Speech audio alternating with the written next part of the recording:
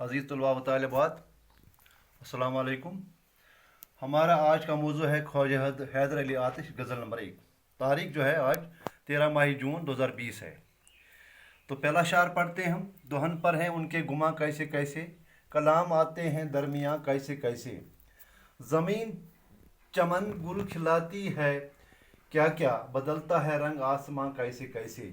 न गोरे सिकंदर न है कब्र दारा, मिटे नामियों के निशां कैसे कैसे। दिल व दीदा अहल आलम में घर है, तुम्हारे लिए है मकां कैसे कैसे।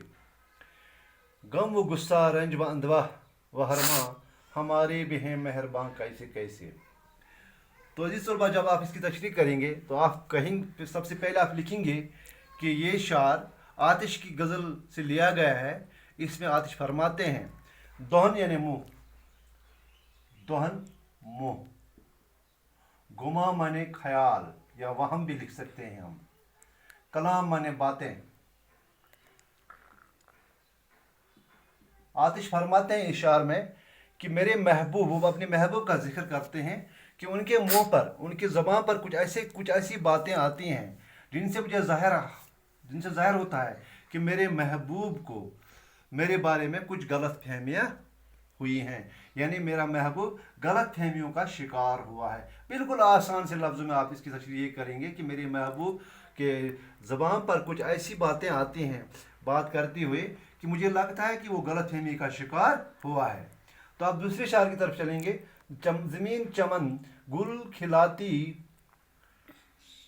है क्या क्या, बदलता है रंग आसमां कैसे कैसे।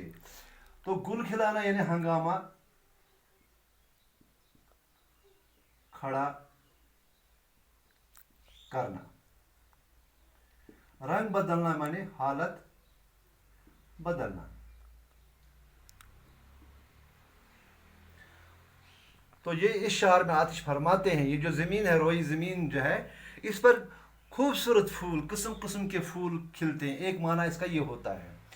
और आसमान जो रंग बदलता है, इसके बदलने के साथ ही, यानी मौसम बदलने के साथ ही, वक्त बदलने के साथ ही, ज़माने के बदलने के साथ ही, ये इसकी खूबसूरती, इन फूलों की खूबसूरती ख़त्म हो जाती है, ये फना हो जाते हैं।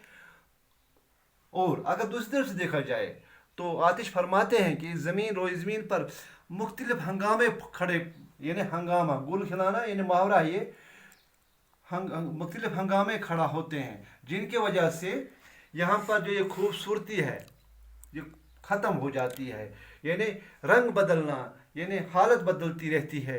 ये जो दुनिया है जो बेसबात है, ये मुकम्मल नहीं है, पायदार नहीं है। तो तीसरी शार की तरफ चलते हैं। न गोरे सिकंदर न है कब्रदारा। यहाँ पर गोर माने, गोर भी कब्र को कहते हैं और कब्र तो कब्र ही है। न गोरे सिकंदर न है कब्र दारा, ये दो अजीम बादशाहों की बात है, दारा शिकवा और सिकंदर अजीम। मिटे नामियों की निशान कैसे, नामी माने मशहूर।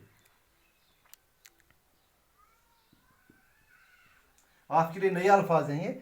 न गोरे सिकंदर न है कब्र दारा, मिटे नामियों के निशान कैसे कैसे। यानी सिकंदर फरमाते हैं कि ये दुनिया, ये जो शायर आतिश फरमाते हैं कि ये दुनिया जो है ये बेसबात है, ये मुकम्मल नहीं है, पायदार नहीं है। तो ये दुनिया जो है ये बेसबात है।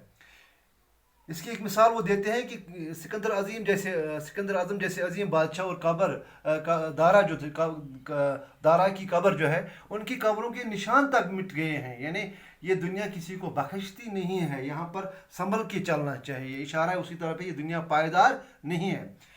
तो चौथे शार की तरफ चलते हैं। दिल व दीदा अहल आलम में घर है, तुम्हारे लिए है मकान कैसे कैसे। तो शायर यहाँ पर एक और मौजू छेड़ता है, यानी फिर अपने महबूब की तरफ आता है। वो अपने महबूब से कहता है, दिल तो आप जानते हैं, दीदा मने आँख, दीदा मने आँख,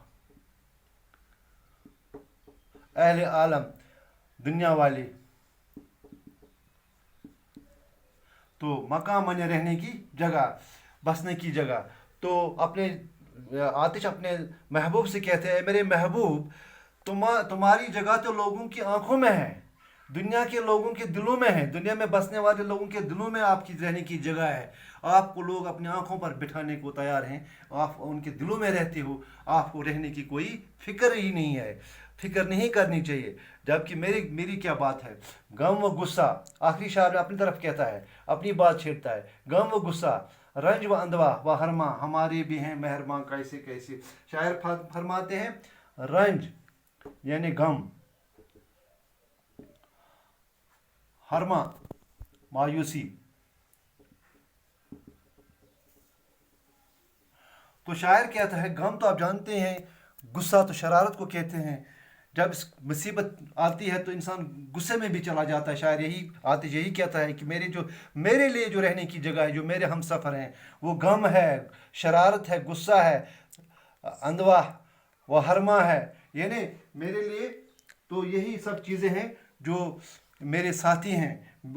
मायूसी मेरे नसीब में है, मेरी रहने की जगह मायूसी है, मैं मायूसियों में गिरा गिरा रहता हूँ, हमारे भी हैं मेहरबान कैसे कैसे। ये सब चीज़ें, गम, मायूसी, यही मेरे मेहरबान हैं, यही मेरे साथी हैं। तो अज़ीज़ तलबा व तालिबात, आपने देखा होगा कि यहाँ पर ये जो गज़ल है, इसमें दुनिया की बेसबाती और महबूब से कुछ शिकवा है। तो मेरे ख्याल में आपने समझ लिया होगा। मुझे उम्मीद है कि आप इस पर गौर करेंगे। वस्सलाम।